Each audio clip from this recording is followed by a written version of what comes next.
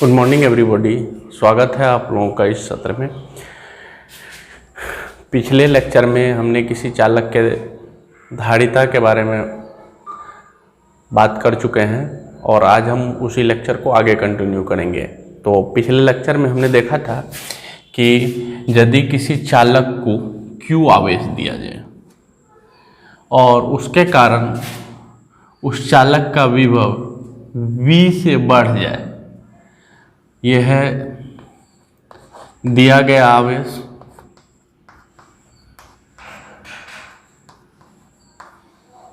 यह है raise in potential.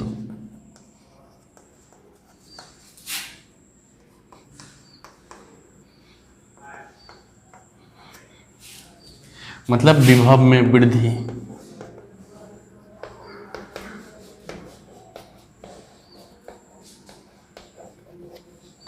तो यदि मान लेते हैं किसी चालक को Q आवेश दिया गया और यह Q आवेश देने के कारण उसके विभव में वृद्धि भी हो, तो हम पिछले लेक्चर में पढ़ चुके हैं कि यह उस आवेश को दिया गया, उस चालक को दिया गया आवेश उसके विभव में वृद्धि के समानुपाती होती है।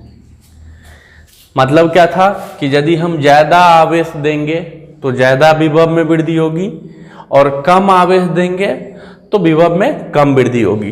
इसका मतलब दिया गया आवेश विभव में वृद्धि के समानुपाती होती है। समानुपाती के चिन्ह को हटा करके हमने यहाँ एक कांस्टेंट लाया था और वो कांस्टेंट था C।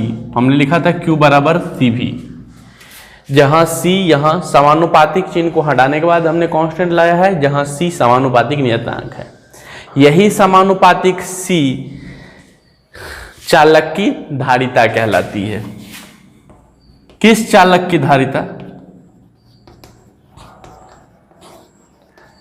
सवाल उठता है किस चालक की धारिता? जिस चालक को हम Q आवेश दिए थे और उस Q आवेश देने के कारण उसके विभव में वृद्धि हुई थी V।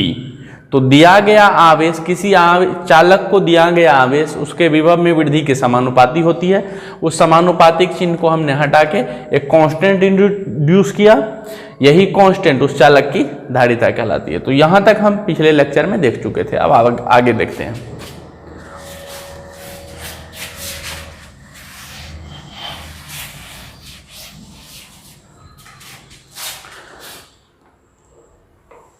तो हम पिछले लेक्चर में देख चुके थे कि C बराबर आया, फॉर्मूला हमारा Q बराबर आया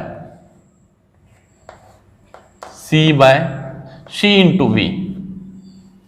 तो यहां से यदि आप धारिता की फॉर्मूला निकालिएगा तो C बराबर होगा Q/V।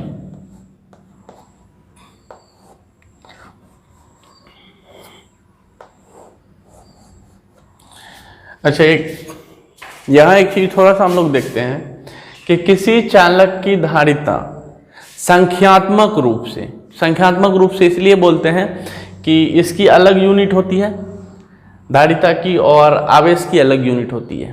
तो संख्यात्मक रूप से किसी चालक की धारिता उसको दिए गए आवेश के कब बराबर होगा?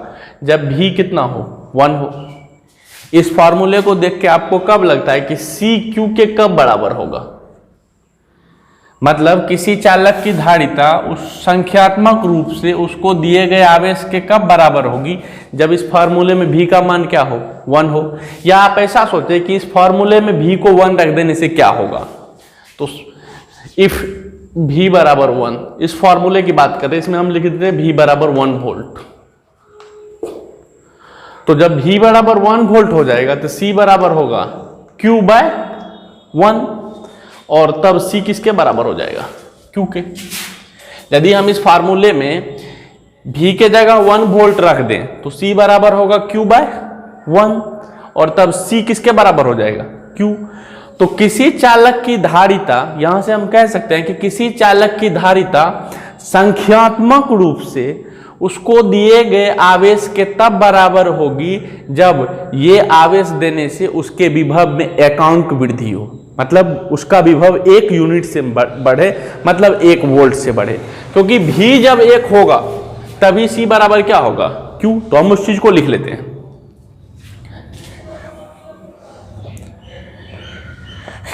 किसी चालक की धारिता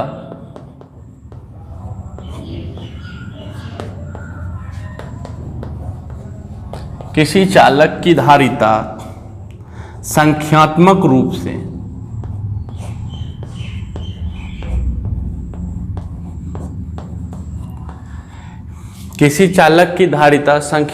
रूप से उस चालक को दिए गए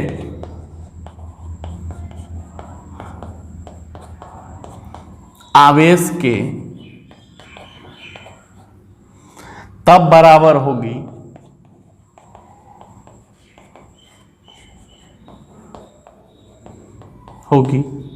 जब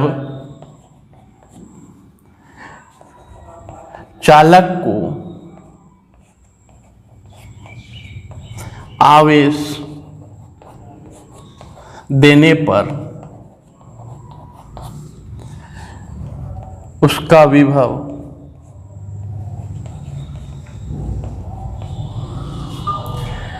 किसी चालक की धारिता संख्यात्मक रूप से उस चालक को दिए गए आवेश के तब बराबर होगी जब चालक को आवेश देने पर उसका विभव एकांक से बढ़ जाए।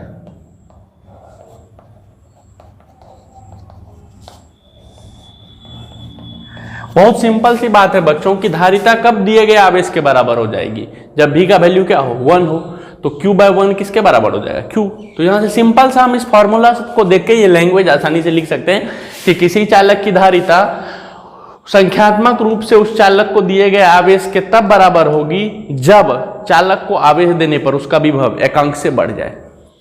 ओके, अब हम यहां पर इस फॉर्मूले से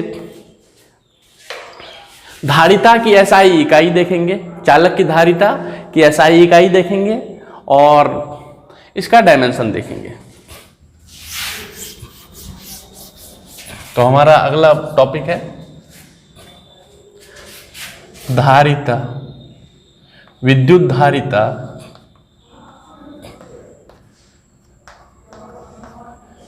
धारिता की SI इकाई एवं विमा।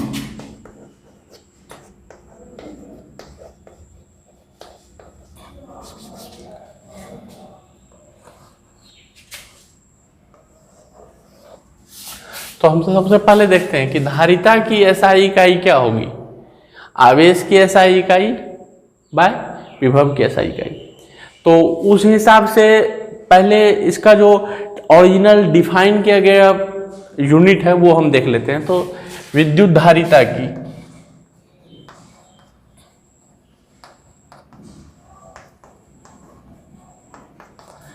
SI इकाई फैराड होती है।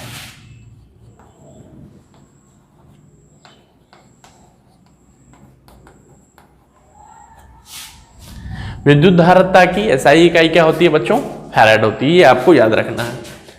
तो और सिंबल में हम उसको कैपिटल F से दिखाएंगे। तो देखिए ये है कि विद्युत धारिता की SI इकाई फैराड होती है, लेकिन आप फॉर्मूला से देखिएगा तो विद्युत धारिता की SI इकाई होनी चाहिए आवेश की SI इकाई और पोटेंशियल की SI इकाई। तो उस हिसाब से आवेश की SI इकाई होनी चाहिए, धारिता की SI इकाई होनी चाहिए आवेश की SI इकाई बाय पोटेंशियल की SI इकाई। तो आवेश की SI इकाई आपको पता होता है कूलम, और पूरा हम लिख देते हैं उसको कूलम बाय, और पोटेंशियल की या विभव की SI इकाई आप जानते हैं वोल्ट होती है, तो कूलम पर वोल्ट। लेकिन अभी आपको हम ऊपर में लिखे हुए हैं कि विद्युत धारिता की SI इकाई फैराड होती है, तो इसका मतलब हुआ कि कूलम पर वोल्ट ही फैराड है, या कूलम पर वोल्ट को ही फैराड बोला गया होगा।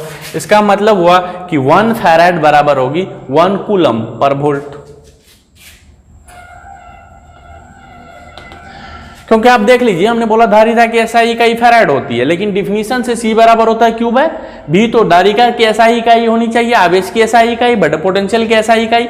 आवेश की SI इकाई कूलम होती है, पोटेंशियल की SI इकाई वोल्ट होती है। इसका मतलब कूलम पर वोल्ट को ही फैराड बोला गया होगा। तो एक फैराड ही बराबर होती है एक कूलम पर वोल्ट। सिंबल में लिखना चाहे हम तो फैराड को लिख सकते हैं F, capital F। 1 farad is equal to 1 coulomb per volt.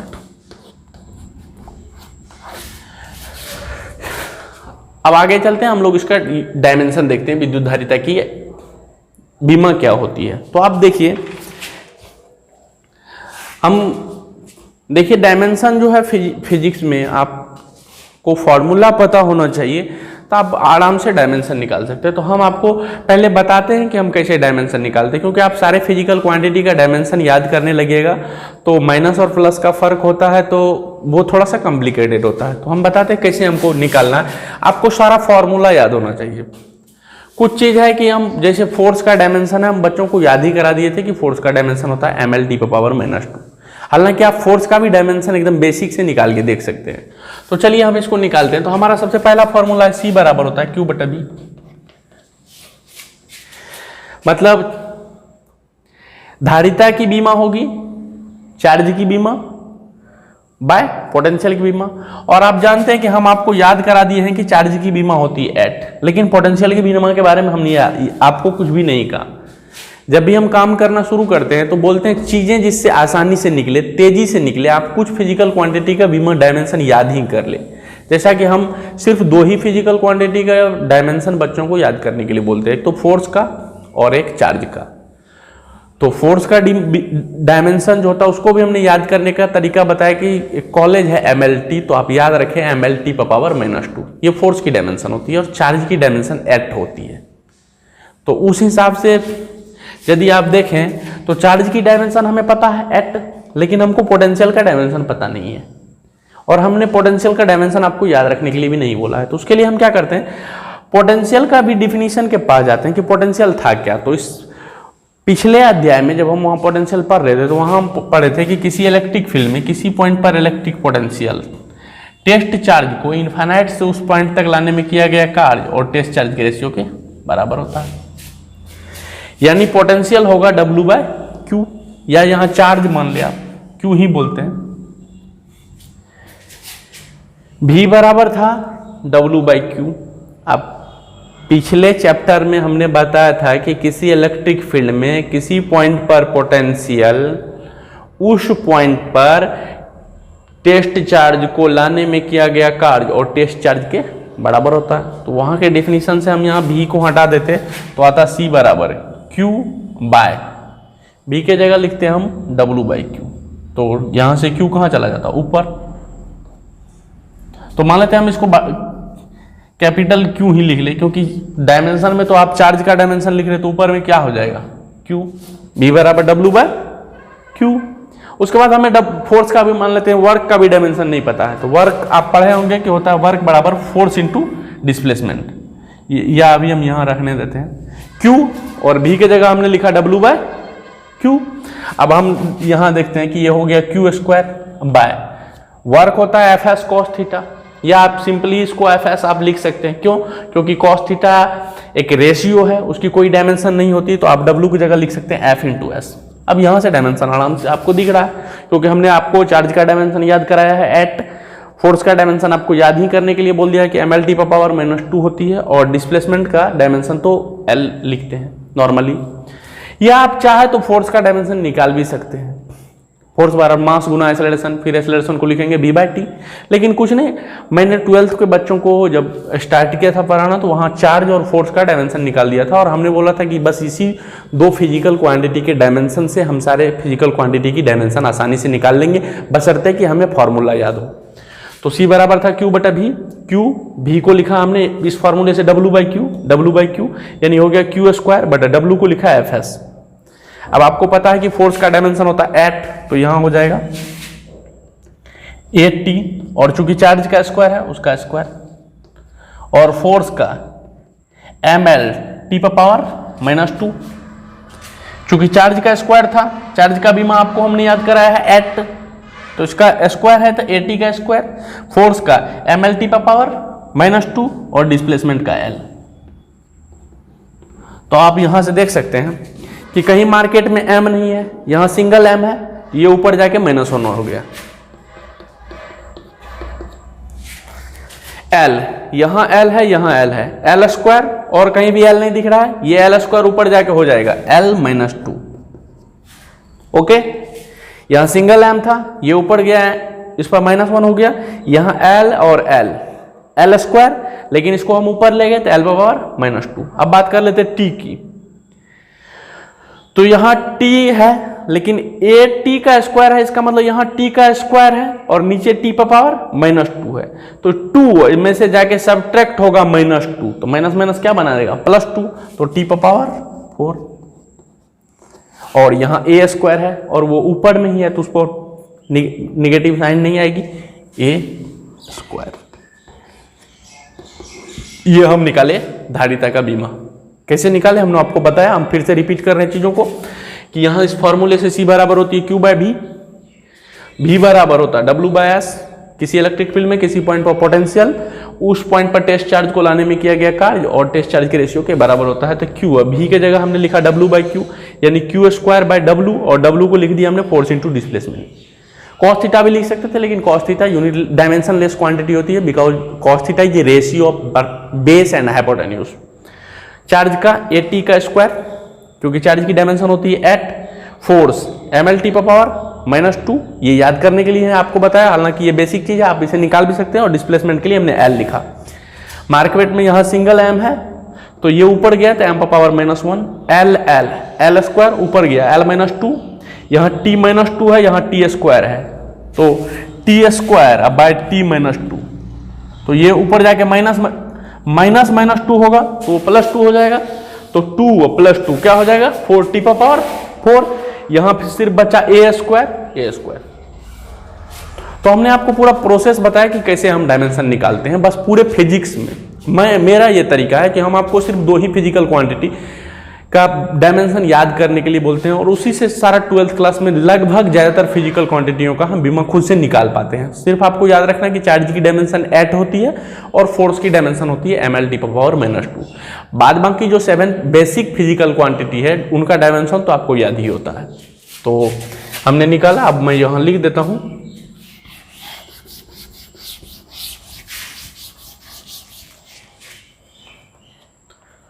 विद्युत धारिता की विमा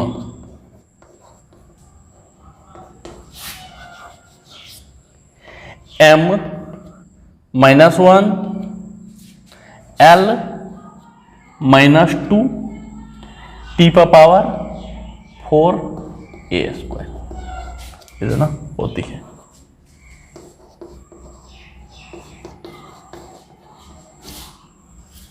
ओके,